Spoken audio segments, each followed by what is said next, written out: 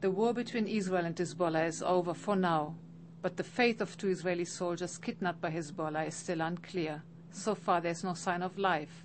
Their kidnapping triggered the war. Hezbollah is demanding the release of Lebanese and Israeli jails and the release of Samir Kuntar.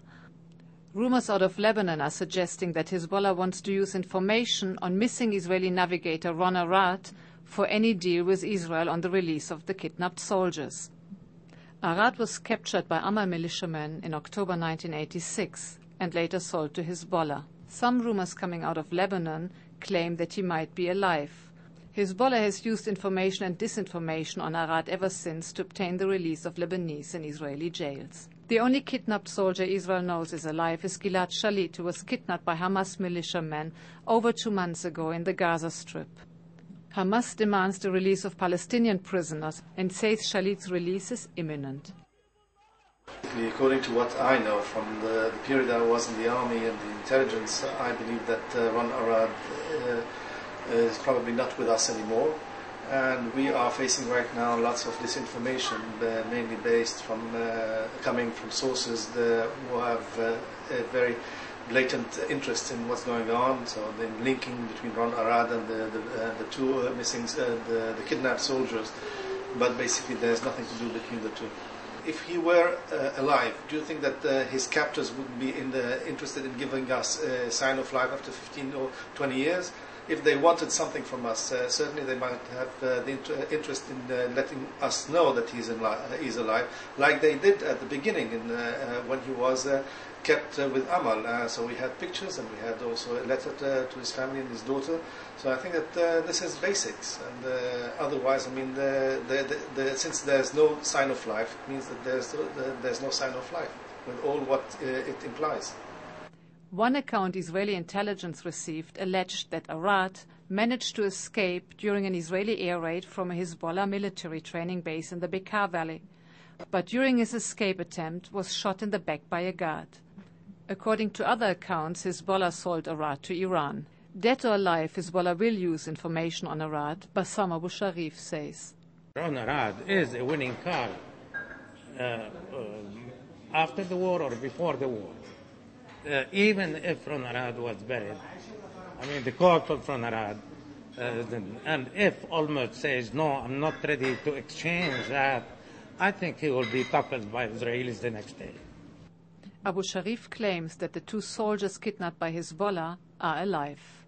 I have acquaintances and friends whom I met in Amman, and they were clearly saying that both prisoners are in good health.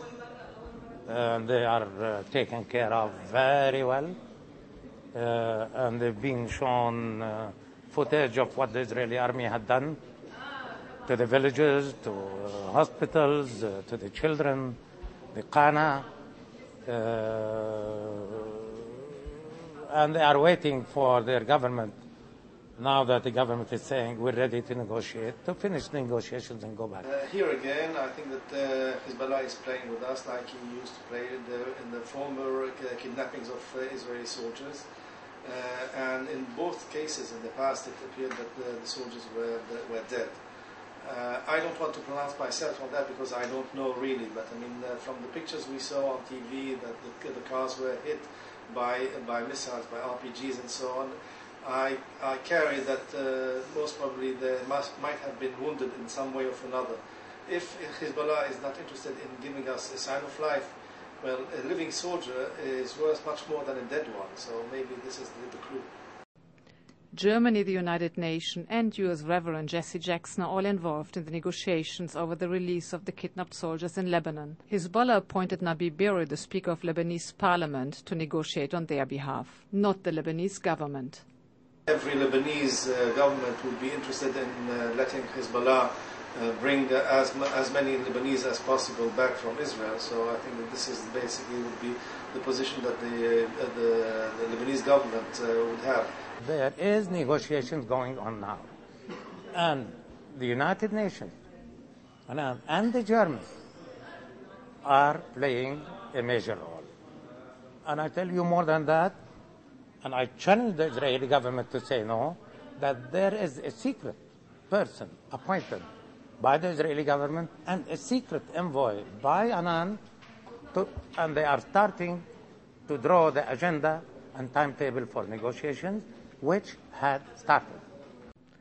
Abu-Sharif claims the Palestinian Prime Minister Ismail Haniyeh takes personal care of Shalit's safety. He says that Hamas is holding Shalit in a room with a refrigerator and a television.